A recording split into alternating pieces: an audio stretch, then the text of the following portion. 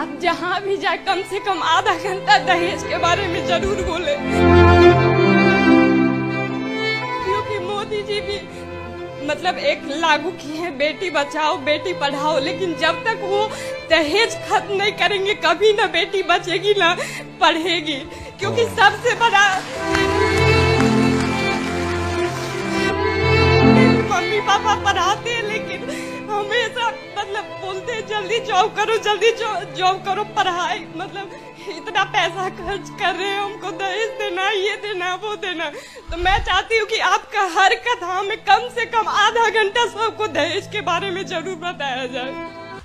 कि हम देखते हैं कि हमारे हिंदुस्तान के कल्चर में आमतौर पे किसी की शादी होती है जब, तो अक्सर औरत मर्द को दहेज देती है, उसे कहते हैं डाउरी, डाउरी देती है आमतौर पे। और इस्लाम में उल्टा है। इस्लाम में अल्लाह ताला फरमाते हैं सूरह निसा में सूरह नंबर 4 आयत नंबर 4 में कि जब भी आप शादी करो तो अपनी होने वाले बीवी को एक गिफ्ट दो, तोहफा दो। हम जिसे कहते हैं मेहर। मेहर निकाह होने के लिए फर्ज है। हमारे इस देश में आमतौर पे उल्टा होता है कि वो औरत होने वाले मर्द को दहेज देती है, और मार्केट के ऊपर डिपेंड होता है। अगर वो डॉक्टर है तो मांगेगा 1 करोड़ रुपया या 10 लाख, डिपेंड कौन से इलाके से आता है। इंजीनियर है तो 5 लाख, ग्रेजुएट है तो 1 लाख, जैसे भेड़ बकरियों का बिकते हैं। और अफसोस की बात है कई मुसलमान भी इसको अमल करते हैं, बिल्कुल गलत है। इस्लाम में दहेज लेना औरत से जबरदस्ती बिल्कुल हराम है। उल्टा होने वाले शोहर को मेहर देना चाहिए और अपने बराबर का मेहर देना चाहिए। लेकिन अफसोस की बात है कि दहेज लेना छोड़िए, अगर हिंट भी देना, दहेज को हिंट देना कि मेरा बेटा मर्सिडीज कार में घूमना चाहता है, हिंट दे रहे कि उसको दहेज में मर्सिडीज कार चाहिए। मेरे बेटे को 4 बेडरूम फ्लैट में रहने की आदत है, इंडिकेशन, हिंट दे रहे कि मुझे दहेज में 4 बेडरूम का फ्लैट चाहिए। ये बिल्कुल इस्लाम में हराम है।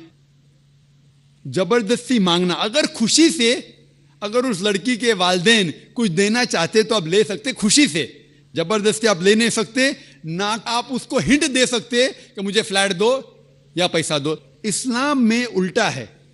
इस्लाम में औरत को मेहर मिलता है शादी में, और मेहर निकाह होने के लिए फर्ज है। और मेहर ये खुद औरत भी तय कर सकती है कि मैं तुमसे शादी करूंगी जब तक आप मुझे 1 लाख रुपया नहीं देंगे। वो अलग बात है कि वो गरीब शौहर है, गरीब आदमी बोलेगा मैं 1 लाख नहीं है, आप कोई दूसरे मर्द को ढूंढो, मैं दूसरी लड़की को ढूंढूंगा, ये भी जायज है। तो वो लड़की दूसरे शौहर को ढूंढेंगी, ठीक है ना। लेकिन वो कह सकती मुझे 1 लाख चाहिए, 5 लाख चाहिए, 10 लाख चाहिए, कुछ भी कह सकती है। अगर शौहर के पास कुव्वत है वो देगा, नहीं कुव्वत है तो नहीं देगा। इसीलिए अरब ममालिक में लड़की लोग इतना डिमांड करते हैं कि उनको अरब खवातीन से शादी करना मुश्किल पड़ जाता है, क्योंकि वो जानते हैं अपने हुकूक को।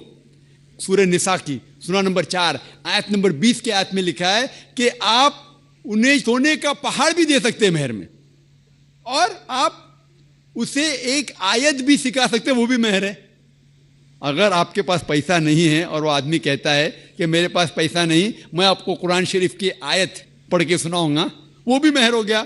तो मेहर की कोई हद नहीं है, ना नीची हद है ना ऊपर हद है।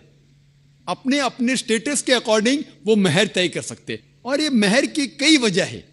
एक वजह है कि मिसाल के तौर पे उस लड़की के वालिदैन ने उसकी परवरिश की, उसे ग्रेजुएट बनाया, तालीम के ऊपर खर्चा किया, तो मेहर मिलने के बाद उस औरत की वो अपनी जायदाद हो जाती है। वो चाहे अपने वालिदैन को दे, चाहे खुद रखे, या उसको कोई बिजनेस में लगा दे।